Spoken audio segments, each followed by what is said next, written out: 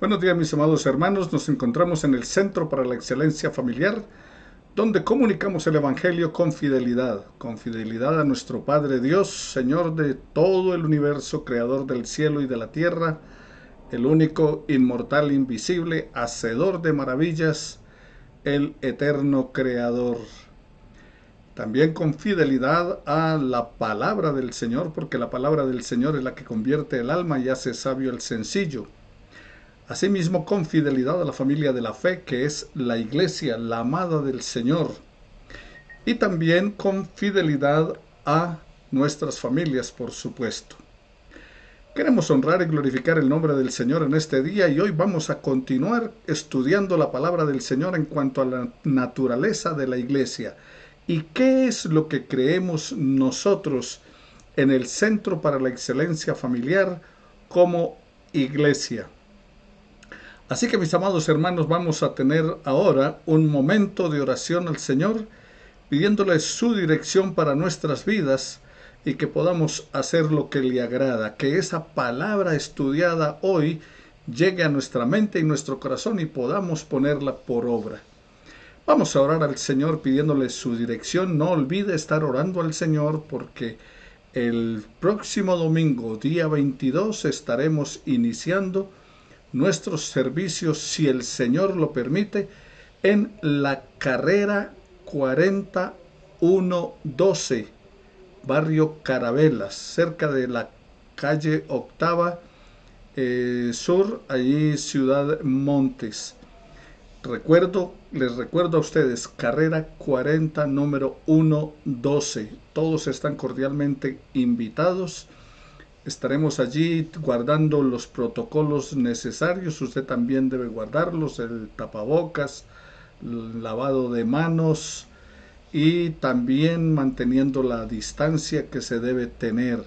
No olvide vacunarse. No hay ningún problema con la vacuna, no hay que tenerle temor, no le van a inyectar nada.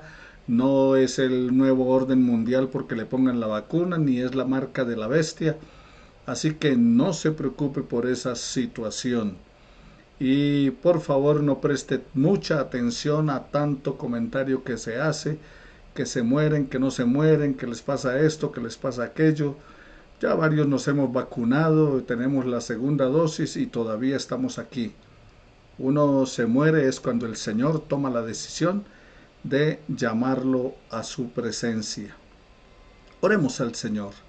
Padre, te damos muchas gracias por tu inmenso amor, por tu infinita misericordia, por guiar nuestra vida hacia ti día tras día a través de tu palabra. Ahora, Padre, te pedimos en el nombre de Cristo Jesús que tu Espíritu Santo nos revele esa palabra, que nos enseñe, que nos muestre lo que hay allí en las Escrituras que nos puedan servir de orientación a nuestra vida. Gracias te damos, bendito Dios, por tu inmenso amor, por tu cuidado para con nosotros, por poder poner nuestra vida en tus manos y glorificarte como tú lo mereces. También, Señor, yo te suplico en esta hora que la mano sanadora y divina de Cristo Jesús pase sobre el cuerpo de nuestros hermanos que están enfermos, que su salud está siendo afectada. Ellos, bendito Dios, reciban de ti, reciban de tu gracia, reciban de tu amor, la sanidad para sus cuerpos, pero también aquellos que están teniendo problemas emocionales, problemas afectivos a causa de este tiempo de angustia y de zozobra ocasionado por la pandemia. También, Señor, emocionalmente, mentalmente sana nuestra iglesia, sana a nuestros hermanos, sus familiares, sus amigos. Obra, Señor, en nuestras vidas conforme a tu propósito. Y también, Padre, también te suplicamos en el nombre de Cristo Jesús que por favor sanes nuestra economía. Bendice, Señor, nuestro país, Colombia. Ayúdale a salir adelante, Señor, en esta situación que se está viviendo, que la economía pueda mejorar, que puedan abrir nuevas fuentes laborales para la gente y que podamos volver a la normalidad. Te lo suplicamos en el nombre de Cristo Jesús, pero también, eterno Padre, que este tiempo sirva para que las personas abran su corazón y reciban de tu palabra, entiendan que Jesucristo es su Señor y su Salvador, y tú les sanes con todo tu poder. En el nombre de Jesús te oramos con acción de gracias. Amén y amén. Bueno, mis amados hermanos, la naturaleza de la iglesia, nuestra lección número 29 en el día de hoy. Hemos venido estudiando acerca de qué creemos los bautistas y la Iglesia Bautista Centro para la Excelencia Familiar es una iglesia de confesión de fe bautista. En los últimos domingos hemos venido reflexionando sobre el Dios único y trino. Estudiamos Dios Padre y finalizamos la lección pasada sobre lo que creemos acerca de Dios el Hijo, Dios Hijo. Y hoy iniciaremos estudiando la tercera persona de la Trinidad, el Espíritu Santo. Hablemos acerca del Espíritu de Dios. Estudiaremos el Espíritu de Dios según lo hallamos en la Biblia, en la palabra de Dios, tanto en el Antiguo Testamento como en el Nuevo Testamento. Hay mucho que decir acerca de la idea del Espíritu Divino en la religión bíblica. Encontramos la obra del Espíritu Divino como un elemento indispensable en el propósito y en el plan de Dios. Veamos entonces, a la luz de la palabra de Dios, la Biblia, al Espíritu en ciertas relaciones. En primer lugar, tratemos acerca de el Espíritu en su relación con Dios. El Espíritu Divino en su relación con Dios. El significado del término espíritu en el hebreo y en el griego, los términos se traducen como espíritu. El término que se traduce como espíritu significa aliento o viento. El aliento, por eso en Génesis, cuando dice la palabra del Señor que Dios sopló en el hombre aliento de vida, o sea, le dio de su espíritu. En la Biblia estos términos se usan para denotar el principio animador en el hombre o en el animal. Denota, por lo tanto, la vida del cuerpo. Veamos el Salmo 104, versículos 29 y 30 de la palabra del Señor. Salmo 104, versículos 29 y 30 de la Escritura, que nos dice así la palabra del Señor. Si te escondes de ellos, se desconciertan. Si les retiras su espíritu, mueren y vuelven al polvo. Pero si envías tu espíritu, vuelven a la vida, y así renuevas la faz de la tierra. Entonces, ¿qué estamos diciendo? Estamos diciendo que el término espíritu en la Biblia significa aliento o viento. Es donde está la vida. Y por eso dice la palabra del Señor, te vuelvo a leer, versículo 29 del Salmo 104, si te escondes de ellos se desconciertan, si les retiras su espíritu, mueren y vuelven al polvo. Pero si envías tu espíritu, vuelven a la vida, y así renuevas la faz de la tierra. El autor de Eclesiastés, el sabio Salomón, en el capítulo 3, versículo 19 de la palabra del Señor, dice lo siguiente: porque lo mismo le pasa a los hombres y a las bestias. Unos y otros respiran y mueren por igual, y nada tienen los hombres encima de las bestias. Todo es vanidad. Entonces, ¿qué les estoy mencionando? Que de acuerdo a lo que dice la palabra del Señor, el término espíritu, aliento o viento en la Biblia es el espíritu animador en el hombre o en el animal. También denota una disposición de la mente y del carácter, como lo encontramos en la palabra del Señor en el Salmo 51, 17 de la palabra del Señor. El Salmo 51, versículo 17 nos dice lo siguiente: los sacrificios que tú quieres son el espíritu quebrantado. Tú, Dios mío, no desprecias al corazón contrito y humillado. ¿Qué es lo que Dios quiere? Dice, los sacrificios que Dios quiere son ¿qué? El espíritu quebrantado, no otra cosa diferente. Eso es lo que Dios quiere de todos y cada uno de nosotros, un espíritu quebrantado.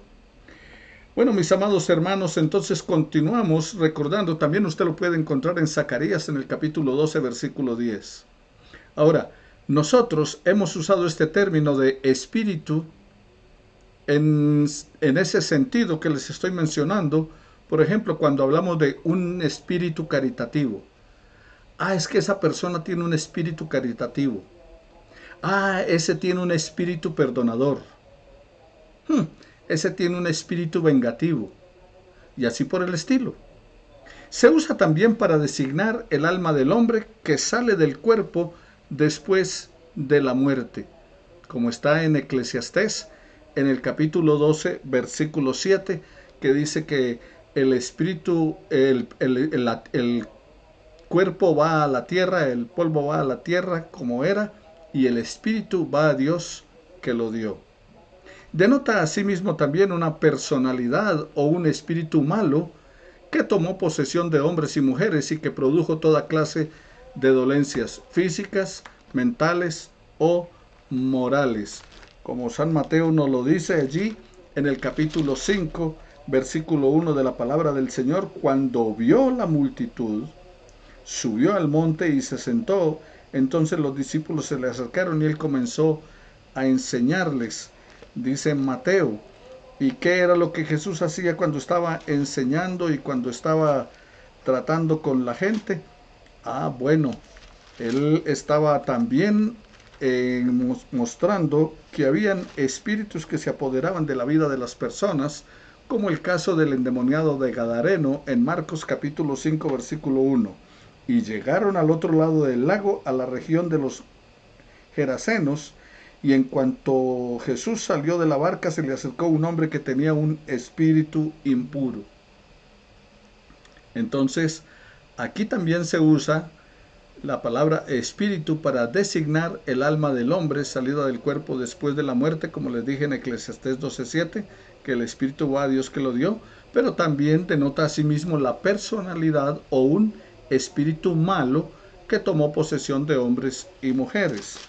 Allí en Marcos 9:14 también la palabra del Señor nos vuelve a plantear lo siguiente acerca de lo que estamos tratando. Cuando llegaron a donde estaban los otros discípulos, los encontraron rodeados de una gran multitud y algunos escribas discutían con ellos. Y en cuanto la gente vio a Jesús se quedó asombrada y corrió a saludarlo. ¿Y qué es lo que discuten con ellos? De entre la multitud uno respondió: Maestro, te he traído a mi hijo, tiene un espíritu que lo ha dejado mudo. Entonces, por eso estamos hablando de que un espíritu malo toma posesión de hombres o mujeres y produce toda clase de dolencias físicas, mentales y morales, como en este caso que están hablando de un espíritu mudo. Hablemos del Espíritu de Dios en el Antiguo Testamento. Bueno, el término Espíritu de Dios o algún sinónimo ocurre constantemente en la Biblia. El Espíritu de Dios es distinguible de Dios y sin embargo no es nada aparte de Dios. El Espíritu de Dios es la realidad interior de su ser, así como el Espíritu del hombre es la realidad interior del ser del hombre. El Espíritu constituye el principio de entendimiento en Dios, así como el Espíritu del hombre es el principio del entendimiento del hombre. Usted lo puede ver allí en Primera de Corintios, en el capítulo 2, versículo 10 de la Escritura, que dice: pero Dios nos la reveló a nosotros por medio del Espíritu, porque el Espíritu lo examina todo, aún las profundidades de Dios. El Espíritu de Dios o el Espíritu de Jehová en el Antiguo Testamento obró de varias maneras en la naturaleza y descendió sobre los hombres para producir varios resultados. Un caso que tenemos claro: el Espíritu de Dios se movía sobre el caos de la creación. Génesis capítulo 1 versículo 2 dice que la tierra estaba desordenada y vacía, pero el Espíritu de Dios se movía sobre la faz de las aguas. El aliento de Dios animó al polvo de la tierra y el hombre llegó a ser, como dice la palabra, un alma viviente. Génesis capítulo 2, versículo 7. Pero también el espíritu crea la vida animal, como usted lo puede encontrar allí en el Salmo el 104, versículo 30. Salmo 104, versículo 30 de la palabra del Señor nos habla acerca de que el espíritu crea la vida animal. Dice así la palabra del Señor: pero si envías tu espíritu vuelves a la vida y así renuevas de la faz de la tierra. Está diciendo la palabra del Señor. Por el espíritu también encontramos que el espíritu da fuerza física, como está en el libro de Jueces, en el capítulo 14, versículo 6 de la palabra del Señor. Jueces 14, 6. El espíritu ¿qué? Da fuerza física. Veamos entonces el texto sagrado. 14, 6. Entonces el espíritu del Señor vino sobre Sansón, y éste despedazó al león como si fuera un cabrito, sin más armas que sus manos. Pero a sus padres no les dijo lo que había hecho. Entonces, ¿qué estamos diciendo? Que el espíritu crea la vida animal, como está en el Salmo 104, versículo 30. Pero también por el espíritu da fuerza física, como está en Jueces 14, 6, el caso de Sansón. Y el espíritu también da poder y habilidades militares. Vamos al libro de Jueces también, donde estamos hablando, pero ahora en el capítulo 11, en los versículos 29 al 33 de la palabra del Señor, que usted puede mirar allí, donde dice el versículo 29, el espíritu del Señor vino sobre Jefté, y éste recorrió a Galaad y Manasés y Mizpa de Galaad para luchar contra los amonitas. Entonces, ¿el espíritu qué? Da poder y habilidades militares. Pero por medio de su espíritu también Dios es omnipresente. Salmo 139, versículo 7 de la palabra del Señor: ¿dónde huiré de tu espíritu y dónde me esconderé de tu presencia? Si donde yo vaya, estás tú. Así que eso es lo que dice la palabra del Señor. El espíritu que hemos visto en el Antiguo Testamento. Ahora miremos el Espíritu de Dios en el Nuevo Testamento. Esta presencia divina llega a ser más claramente en sentido moral, en propósito e íntima comunión con el ser humano, con la persona. Especialmente el apóstol Pablo y Juan hacen énfasis en la penetración divina por el Espíritu en la vida de cada persona. En Juan capítulo 14 de la palabra del Señor, en el versículo 17, Juan 14, 17, vamos a mirar qué nos dice la Escritura.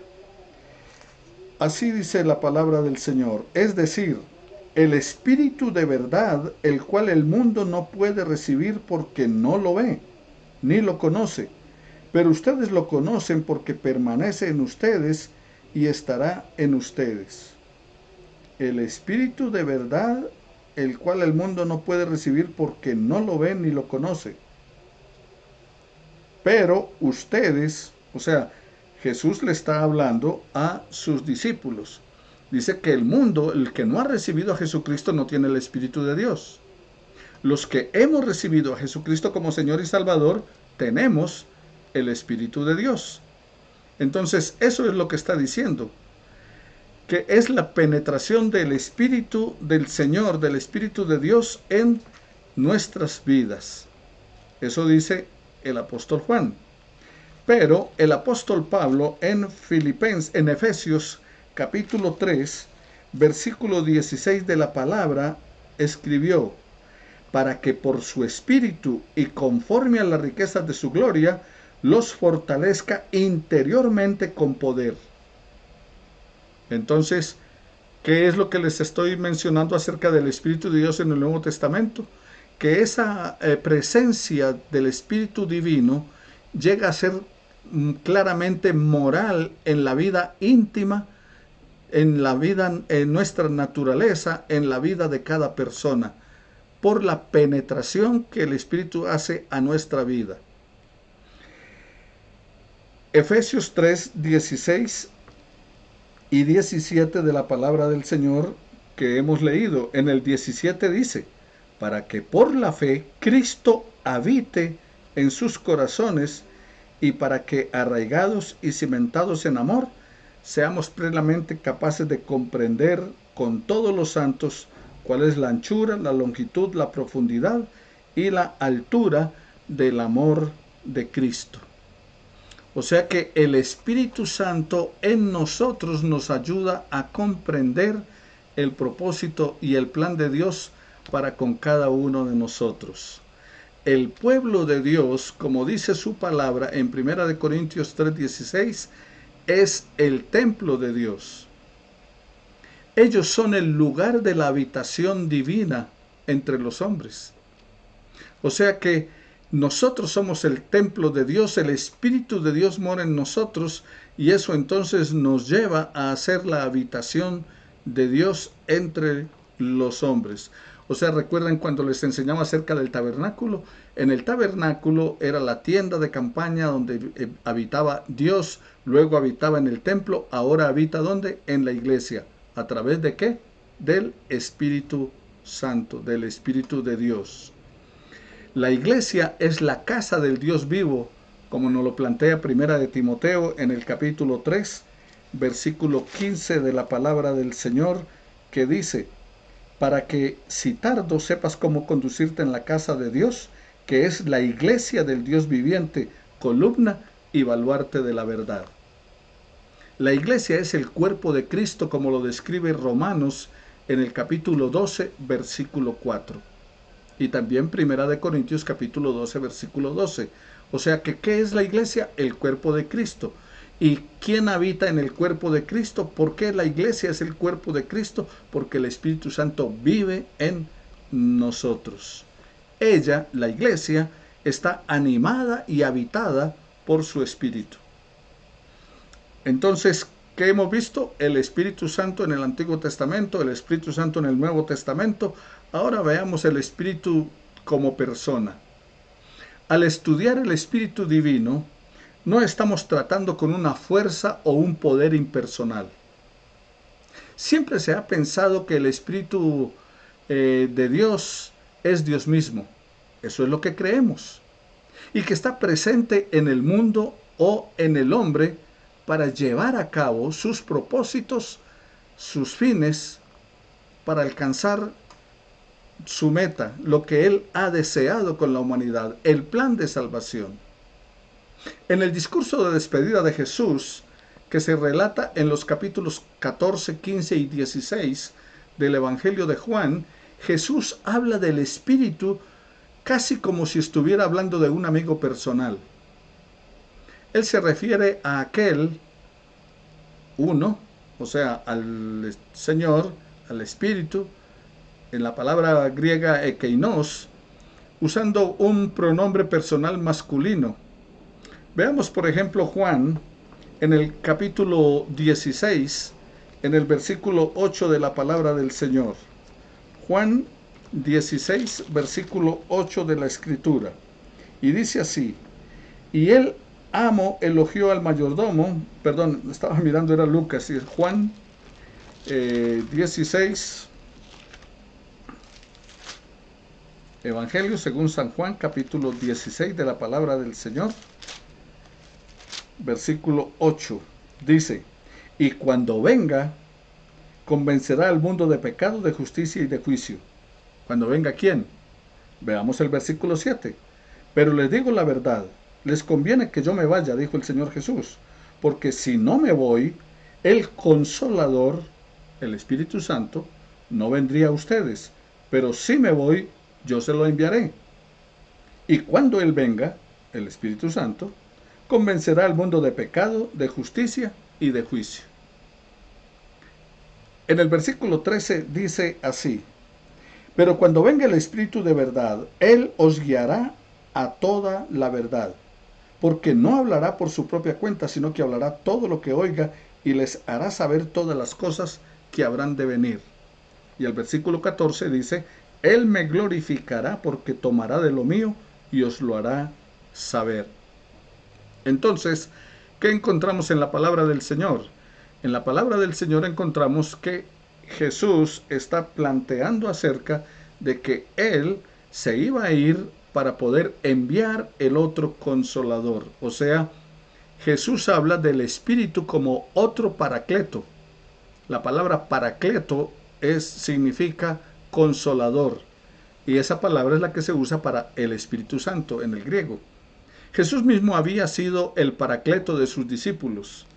Así como Jesús los había fortalecido, confortado y guiado hasta ese momento, de la misma manera este amigo invisible, este ayudador, confortador, será ahora nuestro compañero y nuestro guía como hijos de Dios. Esto es una influencia, un poder, esto no era un poder impersonal, no, es una presencia personal, es la presencia de Dios mismo, no es algo por si acaso, no, es una realidad en tu vida y en mi vida. 3 pasajes que el apóstol Pablo usa como instructivo acerca de este punto. En Romanos capítulo 8 de la palabra del Señor, en el versículo 26 y 27 del libro de Romanos. Romanos capítulo 8, versículos 26 y 27 de las Escrituras nos dice lo siguiente: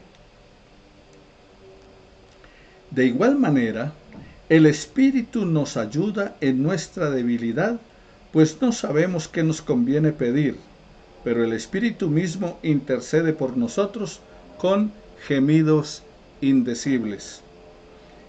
27. Pero el que examina los corazones sabe cuál es la intención del Espíritu, porque intercede por los santos conforme a la voluntad de Dios. Así que, mis amados hermanos, también 1 Corintios 2:10 nos refuerza eso. El apóstol Pablo en el Romanos que estamos leyendo nos señala que al querer nosotros orar, somos estorbados por nuestra ignorancia. No sabemos cómo orar o por qué cosas orar. No sabemos cómo se debe hacerlo. Pero el Espíritu nos ayuda en nuestra flaqueza.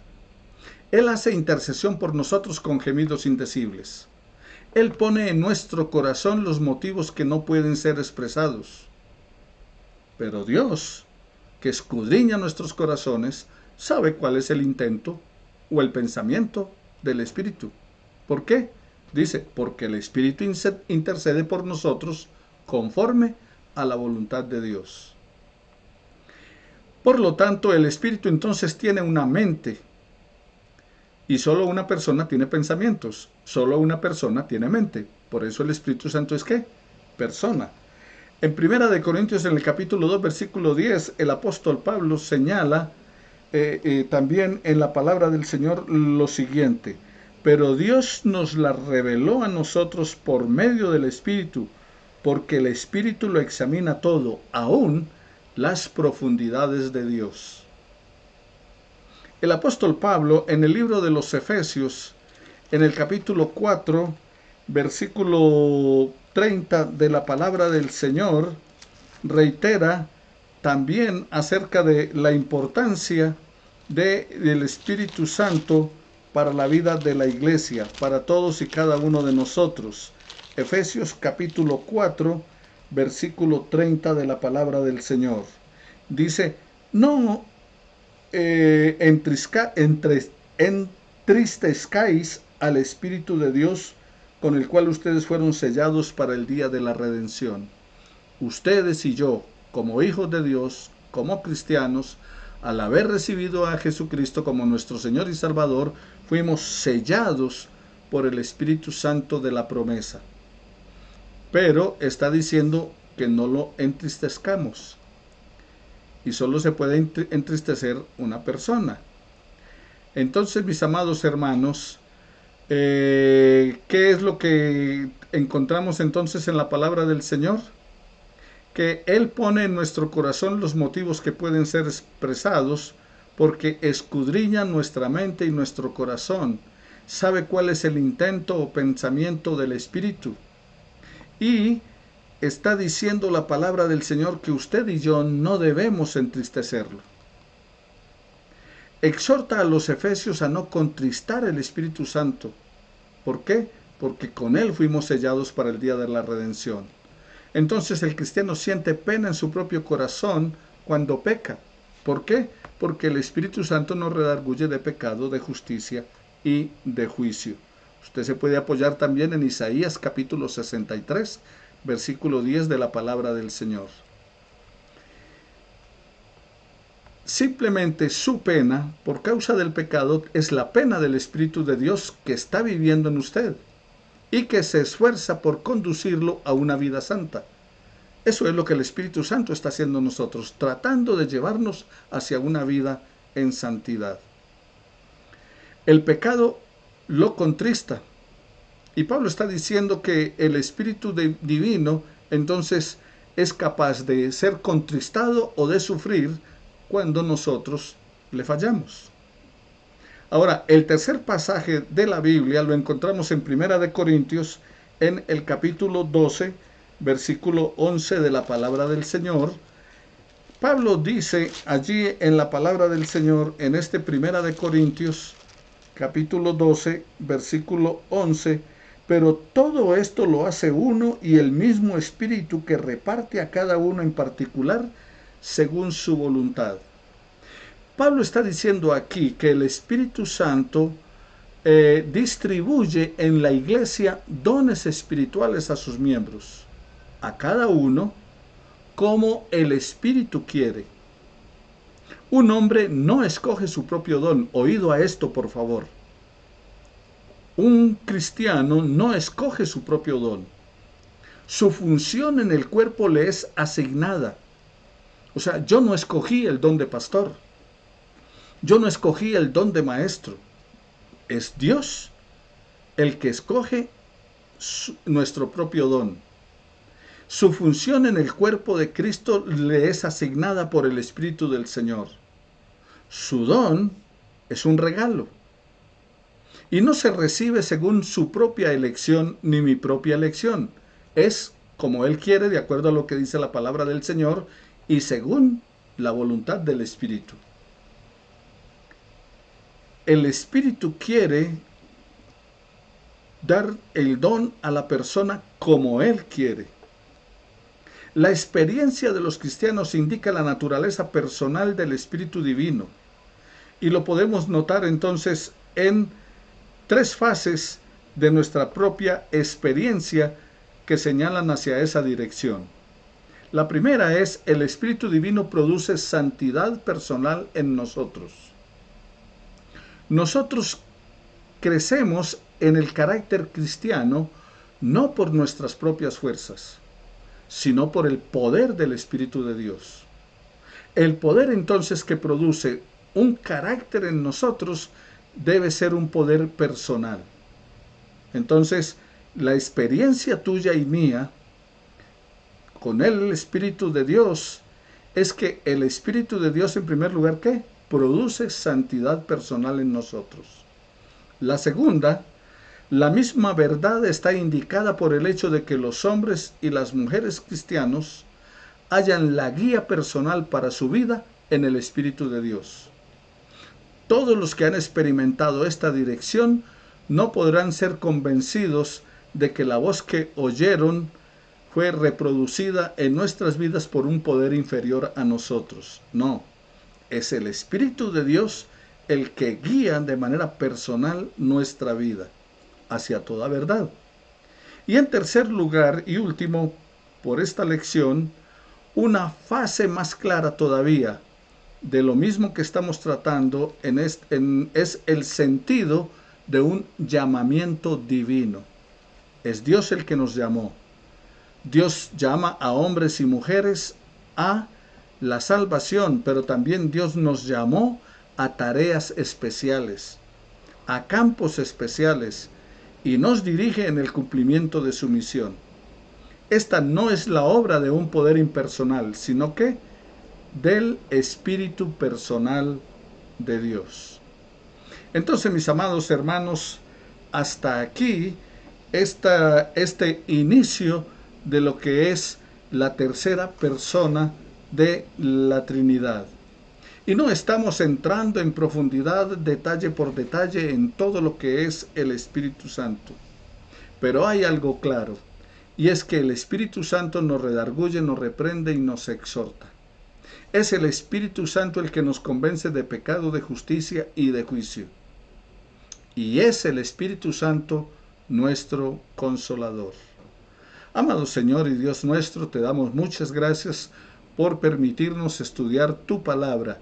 Y Señor, a través de esta reflexión en tu palabra, podamos ser edificados, que tu Espíritu Santo encarne esa palabra en nuestra vida y podamos ponerla por obra.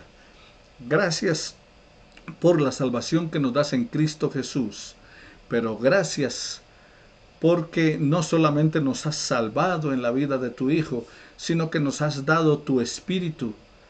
Y no solamente el Espíritu de vida que nos has dado, sino tu Espíritu Santo a morar en nosotros para guiarnos, para conducirnos hacia toda verdad y ayudarnos a vivir la vida cristiana como debe ser.